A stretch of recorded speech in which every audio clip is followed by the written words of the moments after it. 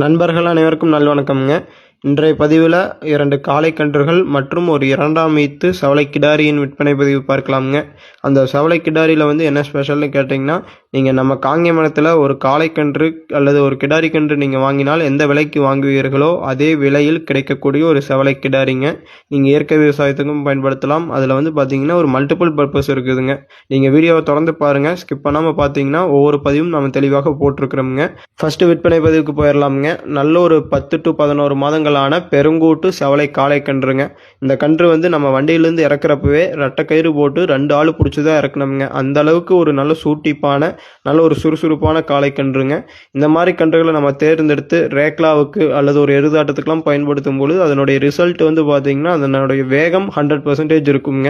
இந்த கன்று பார்த்தீங்கன்னா நல்ல சுறுசுறுப்பான கன்று, நல்ல படபடப்புங்க. நம்ம கிட்ட போகிறக்கே முடியலிங்க, அந்த அளவுக்கு ஒரு ரவுடித்தன்மையான கன்றுன்னு கூட சொல்லலாமுங்க. இந்த கன்றினுடைய விற்பனை விலை பார்த்தீங்கன்னா 26,000 ரூபாய்ங்க. அனுசரித்து தரப்படும். நல்ல கைகால் சுத்தத்தில் இருக்குதுங்க.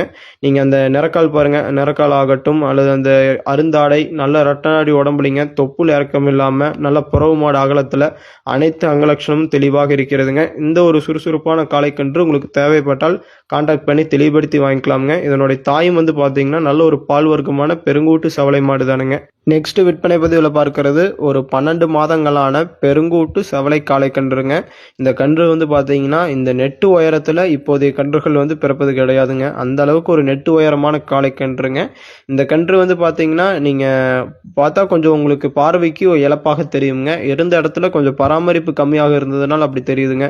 பட் நீங்கள் கொண்டு போய் ஒரு ஃபீடு வைத்து வளர்க்கும் பொழுது ஒரு 2 மாதங்கள் அல்லது 1 மாதங்கள் கழித்தாலே இதனுடைய அவுட்புட் பார்த்தீங்கன்னா வேற மாதிரி தெரியுங்க. இந்த கன்று பார்த்தீங்கன்னா நல்ல எலும்பூக்கமான காளை கன்றுங்க. இந்த மாதிரி காளை கன்றுகளை நம்ம இனச்சேர்க்கைக்கு தேர்வு செய்யும் பொழுது அதனுடைய அவுட்புட்டும் பார்த்தீங்கன்னா 100% இருக்குங்க. இந்த காளை கன்றினுடைய விற்பனை விலை பார்த்தீங்கன்னா 25,000 ரூபாய்ங்க. உங்களுக்கும் வண்டி வாடகை இருக்கும், அதை அனுசரித்து நம்ம தரலாமுங்க. நீங்கள் கான்டாக்ட் பண்ணி தெளிவுபடுத்தி வாங்கிக்கலாமுங்க. இந்த மாதிரி காளை கன்று பார்த்தீங்கன்னா நீங்கள் அந்த டாடா ஏசியில் உங்களுக்கு எவ்வளோ நெட் இருக்குமோங்க அதே நெட்டு உயரத்தில் இருக்கக்கூடிய ஒரு காளை கன்றுங்க. நீங்கள் பார்த்தாலே தெரியும், கொஞ்சம் இழப்பாக இருக்குதே தவிர காளை கன்றினுடைய அங்கலட்சணம் பார்த்தீங்கன்னா தெளிவாக இருக்கிறதுங்க.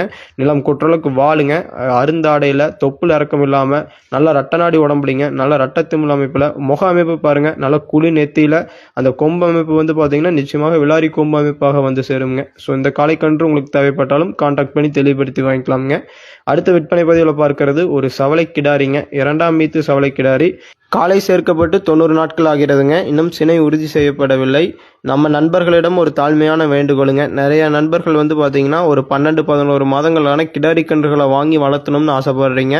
மோஸ்ட்லி பார்த்தீங்கன்னா